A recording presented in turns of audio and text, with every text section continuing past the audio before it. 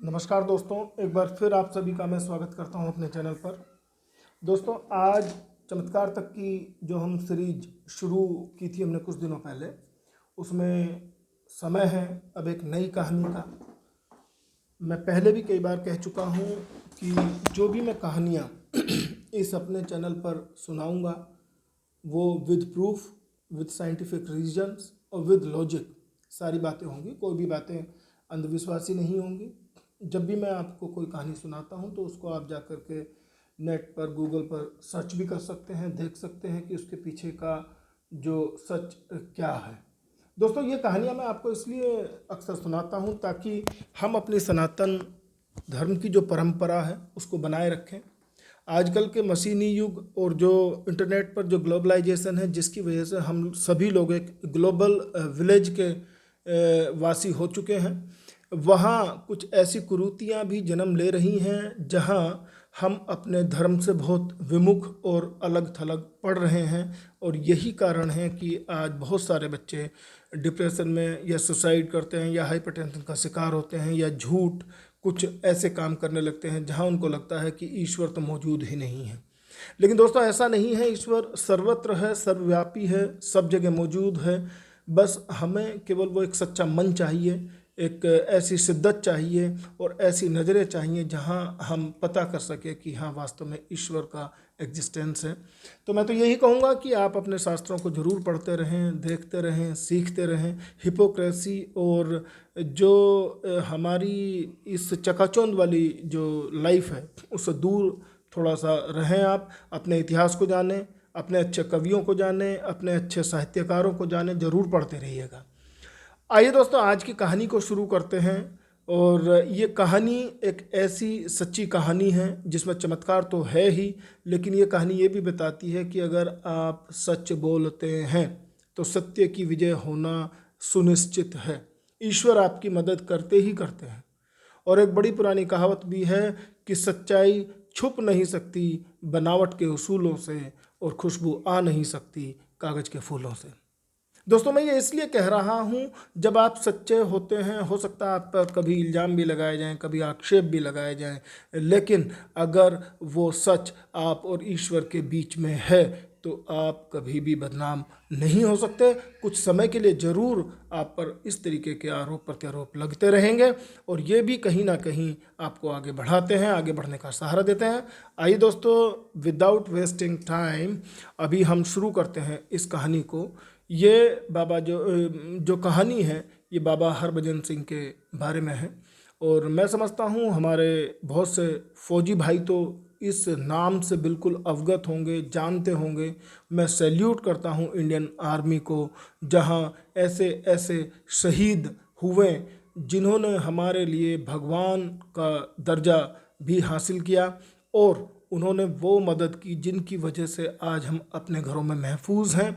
और ये इंडिया का जो बॉर्डर है जो हम सेफ महसूस करते हैं, वो हम सभी इन भारतीय जवानों की वजह से महसूस करते हैं। और दोस्तों, सबसे पहले तो मैं इनको हाथ जोड़ करके प्रार्थना करूंगा ईश्वर से इनकी लंबी आयु की। जो शहीद हुए हैं, ईश्वर उनकी आत्मा को शांति दे और स्वर्ग में उनको स्थान दे, क्योंकि यही वो लोग हैं जो अपने परिवार की परवाह किए बगैर हमारे लिए जो है दिन रात तैनात रहते हैं। तो हम सभी का फर्ज है कि इनके इस बलिदान को समझें। और अब इस कहानी को मैं आप लोगों के बिल्कुल समक्ष प्रस्तुत करना चाहता हूँ। ध्यान दीजिएगा, बाबा हरभजन सिंह ये बाबा कैसे बने, पहले तो मैं बात करता हूँ कि हरभजन सिंह का जो जन्म हुआ वो 1946 13 अगस्त को हुआ। पाकिस्तान में हुआ था, बंटवारे से पहले हुआ। और बंटवारे के बाद ये लोग पंजाब में जालंधर के पास एक गांव है, वहाँ आकर के बस गए। 20 साल की उम्र में करीब करीब अगर हम बात करें 1966 में जो हमारे हरभजन सिंह जी हैं उनकी इंडियन आर्मी में सिपाही के पद पर पोस्टिंग हुई और इनको 23वीं रेजिमेंट पंजाब की वहाँ इनको नौकरी मिली। और कुछ ही दिनों बाद, करीब करीब 2 साल बाद 1968 में इनको जो भेजा गया सिक्किम के पास चाइना बॉर्डर है, नाथुला एक जगह है, वहाँ इनकी पोस्टिंग हुई ईस्ट सिक्किम में। और 4 अक्टूबर की बात है उन दिनों खच्चर जैसे चला करते थे, आज भी इंडियन आर्मी खच्चरों का सहारा वैसे तो लेती ही है रसद वगैरह लाने के लिए।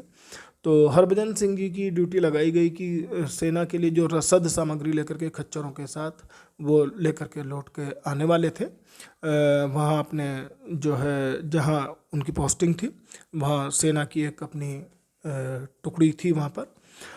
तो शाम तक वो नहीं पहुँचे बाबा हरभजन सिंह, माफ़ कीजिएगा अभी तो मैं हरभजन सिंह ही बोल रहा हूँ।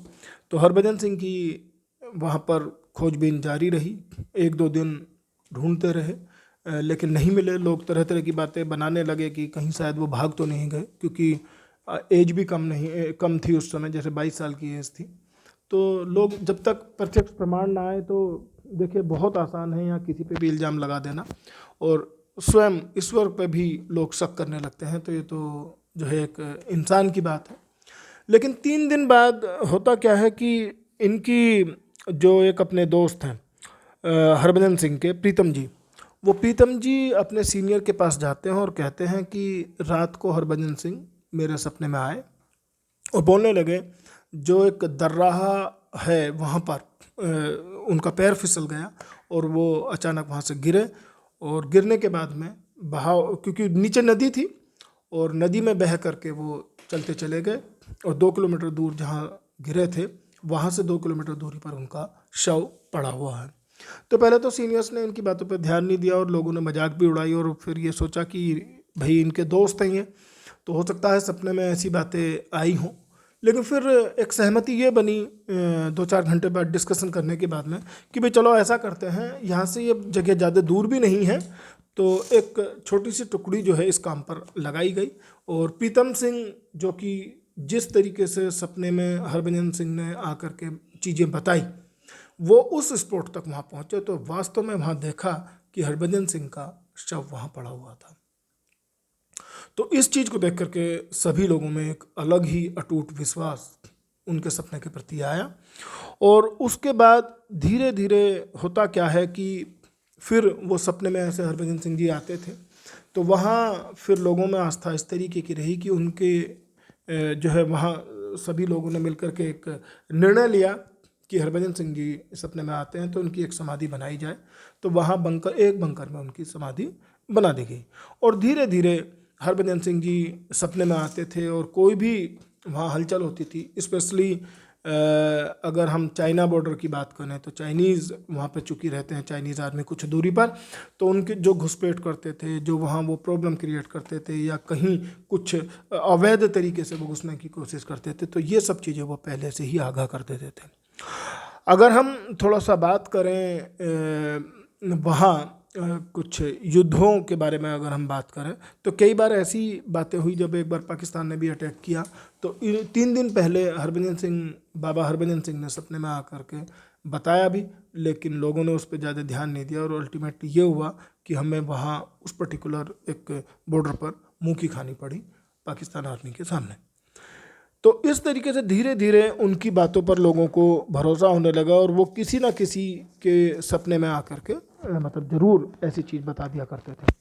सिलसिला चलता रहा। 1982 में फिर बाबा की बहुत प्रसिद्धि हो गई, और इस प्रसिद्धि के बाद वहाँ से बंकर से निकाल करके उनकी समाधि को फिर ले जाया गया 9 किलोमीटर दूर वहाँ से आगे, और वहाँ एक बाबा हरभजन सिंह जी के नाम का मंदिर बनाया गया, और डेली वहाँ श्रद्धालुओं की भीड़ बढ़ने लगी। और इस मंदिर की एक खासियत है, मैं तो ये बात बता ही रहा हूँ, आपको अवगत करा रहा हूँ, जो स्पेशली आर्मी के लोग हैं जिनकी पोस्टिंग ईस्ट सिक्किम में है, तो आप उनसे ये मालूम कर सकते हैं कि वहाँ एक जो है जल पढ़वा करके लोग लेकर के आते हैं और 21 दिन तक अपने घर में रखते हैं, और उसके सेवन मात्र से ही बड़ी से बड़ी बीमारियों से उनको निजात मिलती है।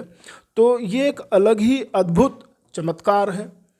अब होता क्या है कि 1968 के बाद जब इनका बंकर में जो समाधि बनाई गई थी, तो इंडियन आर्मी के कुछ अफसरों ने फिर जो है आपस में विचार विमर्श किया और अपने हाई कमान को ये इन्फॉर्मेशन पहुंचाई कि देखिए वो मरने के बाद भी अपनी ड्यूटी पर हैं। तो फिर बाकायदा बाबा हरभजन सिंह की जो है सैलरी टाइम टू टाइम भेजी जाती रही इनके गांव, जब तक इनकी माताजी जिंदा थी। इनकी माताजी को और उसके बाद इनके परिवार वालों को। और ये सिलसिला 1968 से लेकर के 2017 तक अनवरत चलता रहा। 2017 में कुछ कॉम्प्लिकेशंस आए, कुछ लोग जो है कोर्ट में चले गए एक पिटीशन लेकर के, तो फिर इसके बाद इनकी जो है वो सैलरी स्टॉप की गई। लेकिन उन्होंने अपनी ड्यूटी जारी रखी हुई है। आज भी बाबा हरभजन सिंह लोगों के सपने में आते हैं। और कमाल की चीज़ ये है कि जितना हम भारतीय लोग उनको पूजते हैं और स्पेशली वहाँ रहने वाले लोग, उतना ही वहाँ के जो चाइनीज़ बॉर्डर पर तैनात सिपाही हैं, इनके भी सपनों में ये आते हैं और वो भी इनकी पूजा अवश्य करते हैं। कुछ चमत्कारिक घटनाएं मैं आपको बता दूं। जब 1982 में इनका वहाँ मंदिर बनाया गया तो इनके बूट, इनकी वर्दी, इनका बिस्तर वहाँ रखा जाता था। जो बूट पॉलिश करने वाले लोग हैं उनकी वहाँ ड्यूटी लगाई जाती थी। और आश्चर्य की बात यह है कि सुबह इनकी बूट पॉलिश करके, वर्दी पूरी इस्त्री करके, और उसके बाद इनके बिस्तर को बिल्कुल ठीक रखा जाता था और शाम ताला लगा दिया जाता था उस रूम का। और जब लॉक खोला जाता था शाम को तो कपड़े अस्त व्यस्त मिलते थे, वर्दी में सलवटें होती थी और बूट पर कीचड़ लगा होता था। तो देखिए दोस्तों, वास्तव में ये चमत्कारिक है या नहीं? इसका मतलब क्या है कि सच्चाई कभी भी मरती नहीं है। इंसान मर जाते हैं लेकिन सच्चाई की परख वो ऊपर वाला करता है। और कहीं ना कहीं जिन लोगों के दिल में एक जज्बा है देश प्रेम का या मातृ प्रेम का या किसी भी और सच्चे पवित्र प्रेम का, तो वो जो है परिष्कृत उस सपने को साकार रूप ईश्वर देता जरूर है। शरीर तो एक कारक है जिसकी वजह से हम लोग देख सकते हैं, लेकिन आत्मा कहीं ना कहीं विद्यमान रहती है। और आज भी उनकी आत्मा वहीं है। वो अपनी पूरी की पूरी शिद्दत के साथ ड्यूटी निभाते हैं। और इंडियन आर्मी के रूल्स के अकॉर्डिंग एक सिपाही को जैसे प्रमोशन मिलता है, प्रमोशन होते होते बाबा हरभजन सिंह को भी कैप्टन की रैंक दी गई। तो कैप्टन बाबा के नाम से भी ये वहाँ फेमस है।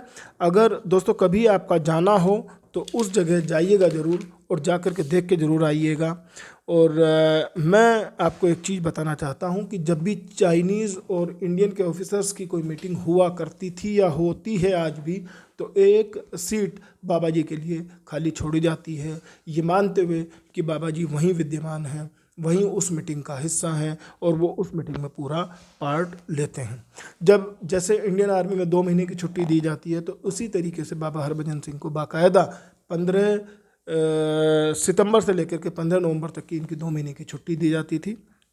और अगर आप देखें तो 3 जवान वहाँ सुनेंगे आप कहानियाँ। ये मैं ऐसा नहीं कह रहा हूँ कि बिल्कुल अनोखी कहानी जो मैं आपको सुना रहा हूँ, आपने बहुत लोगों ने इसमें सुना भी होगा कि 3 जवान उनके बाकायदा सामान को लेकर के, ट्रंक को लेकर के, और 1 साल में जो सैलरी उनकी इकट्ठा होती थी उस सैलरी को लेकर के चलते थे।